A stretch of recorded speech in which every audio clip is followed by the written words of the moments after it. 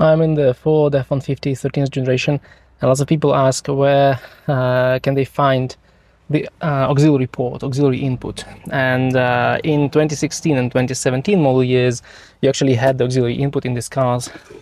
They were in the place of the USB ports, so here.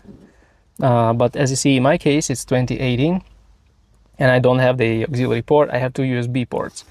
Why is that? Because in 2017, Ford changed this media bin and installed the second USB port instead of auxiliary, because not many people use that.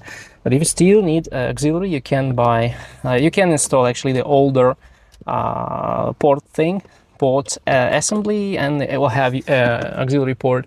But this is the hardest option. Also, you can buy USB to auxiliary adapter or auxiliary Bluetooth adapter, Bluetooth transmitter, and you will connect with the Sync 3 with any auxiliary device. So yeah, these are the options.